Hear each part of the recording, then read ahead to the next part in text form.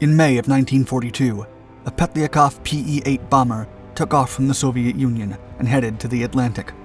On board was diplomat V.M. Molotov, who was assigned a top-secret and critical mission. Piloted by E.K. Pusep, the Pe-8 was the only Soviet aircraft capable of reaching America and making it back safely. The political envoy was to negotiate the terms to open a second front in World War II, stopping at London and then heading to Washington. But the Atlantic Ocean wasn't forgiving. Soviet hero Colonel Mikhail Simonov would later say, quote, "The Pe-8 was an exceptionally good aircraft in our time. And the Germans, if they managed to shoot down a Pe-8, they were awarded with the Iron Cross, 3,000 marks, and 10 days vacation off-duty to their hometown. That's why they were hunting our aircraft, like a devil after a culpable soul." Still, the war's future now depended solely on Molotov's diplomatic mission.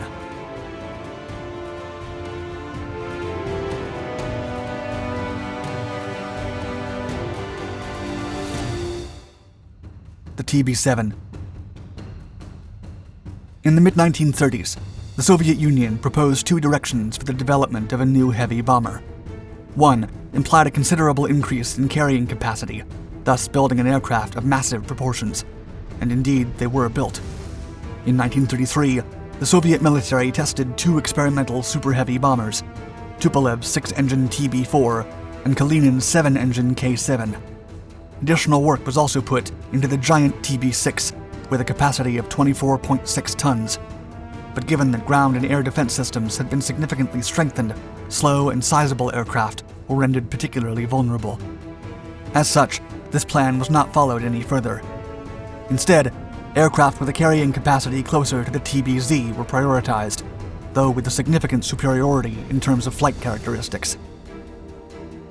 Such a bomber was created in 1934 by the Andrei Tupolev Design Bureau and personally designed by Brigade Chief Vladimir Mikhailovich Petlyakov.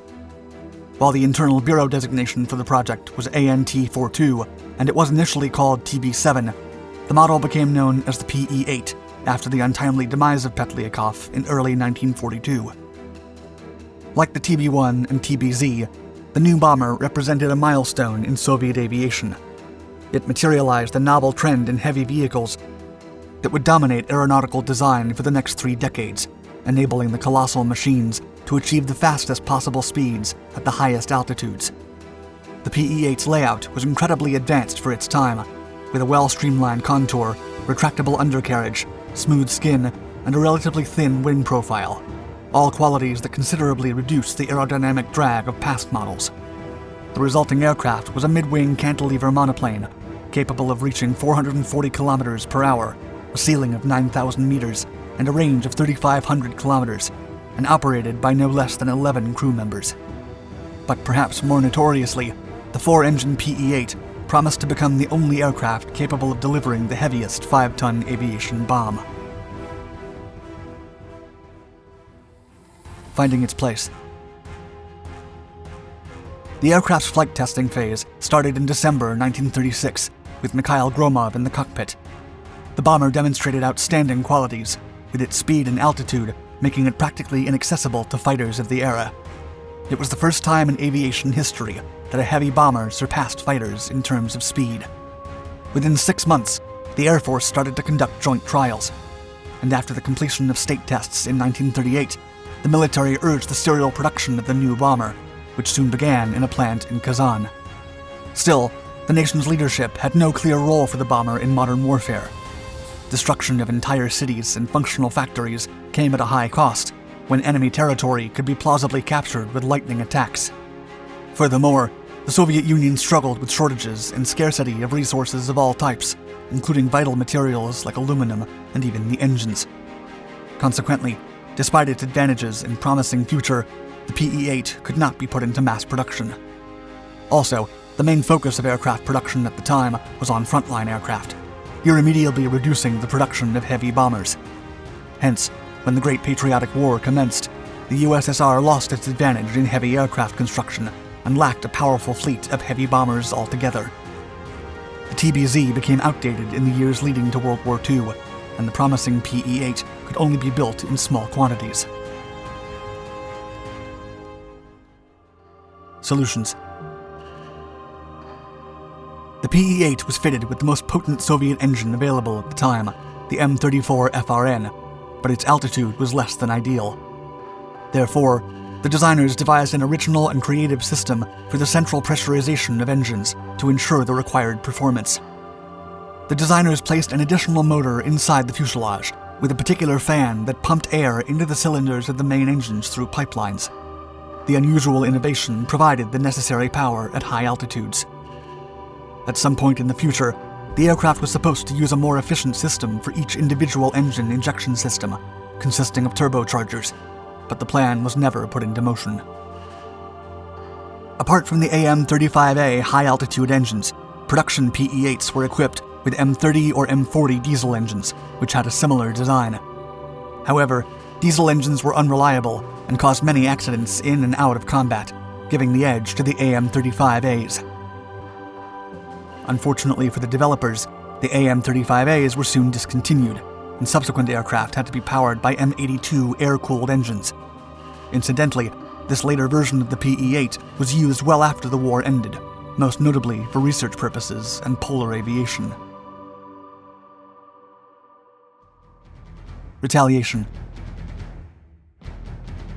In the early phases of World War II, the bulk of the long-range aviation workload fell on the Ilyushin DB-3, which executed the first strikes against Germany, Poland, and Romania. Meanwhile, the Pe-8 was unable to take part in the initial raids.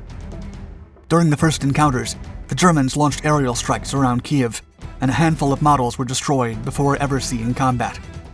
Nevertheless, the Pe-8 was the only Soviet long-range heavy bomber able to reach the German capital from an airfield in the Moscow surroundings. Training on the four-engine bomber began in 1941, and the first time the model saw official combat was with the 81st Aviation Division, a special Air Force unit created in July against the Soviet High Command's wishes. This first combat formation was led by the famous polar pilot and hero of the Soviet Union, Brigade Commander M.V. Vodopyanov. Meanwhile, Germany was betting on a lightning war strategy too, and by the time the Nazis invaded the USSR, the Luftwaffe had no heavy bombers. Still, when the Germans launched the first raid on Moscow that summer, Joseph Stalin retaliated with all the might of his Pe-8s. In August, a fleet of Soviet Navy DB-3s was sent to Berlin, followed by the Pe-8s, which took off from Pushkin Airfield in the front line of Leningrad. The aircraft were loaded with 3 tons of bombs for the long-range flight, a significantly heavier payload than any twin-engine long-range bomber. Still, only 4 out of 7 bombers reached the skies of Berlin and managed to bomb the city. And of these, only 3 came back. Kremlin's aviation. Despite the heavy losses, a political message had been sent. Berlin would not go unpunished. The heavy bombers continued targeting distant and close locations, as well as the enemy capital and several cities in western Prussia. In the spring of 1942, the Committee of Defense created the long-range aviation, which would be led by Major General Alexander Golovanov. In the words of Colonel Osip Aronov, quote, Stalin issued an order by which combat missions for Pe-8s could be issued only by himself or by Chief of General Headquarters Onatov. No one else. After that, people even started calling us Kremlin's aviation. The new branch became an extended arm of the highest command, one that could reach the most critical targets, concealed deep inside enemy territory. How they worked. For the most part, regiments comprised 2-engine bombers, namely the IL-4, YER-2, and the American B-25. But the more powerful Pe-8 had twice the capacity and bore the brunt of the payload. Still, the 746th Aviation Regiment was equipped with the 4-engine beast, and based on Ramenskoye, the fleet would act exclusively at night. A briefing took place at the headquarters before every takeoff, and the pilots were forced to wear fur uniforms despite the summer conditions. Up in the sky, the atmosphere could drop to minus 50 degrees Celsius. The crews were also equipped with oxygen masks to use above 6,000 meters. A flare signaled liftoff, and the fleet sneaked up to the enemy through areas of minimum activity to avoid anti-aircraft guns. Night flying demanded specialized skills from the pilots, yet the heaviest responsibility for the mission's success fell on the navigator, whose precision when releasing the bomb defined either victory or failure. Furthermore, the crews had to be prepared to meet night fighters on the way. Thus, the groups flew at different altitudes. When reaching a target, the bombers dropped illumination bombs, which could give away their presence before the real bombing approach. As such, they would become easy targets, but the pilots would not leave until they dropped their payload. The Pe-8's combat career ended in August of 1944, when fatigue cracks were found on the longerons of most aircraft, and they were then grounded for modernization. Only 93 examples were built in total, but their legacy reverberated from the Great Patriotic War. In 4 years of combat, the aircraft dropped 11 million pounds of bombs, but even after World War II, the heavy bomber was the backbone of strategic aviation in the USSR.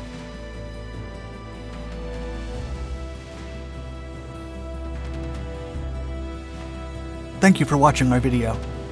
If you enjoyed it, please hit the like button. And don't hesitate to check out our other Dark Documentaries channels for more history and military-inspired content. Stay tuned.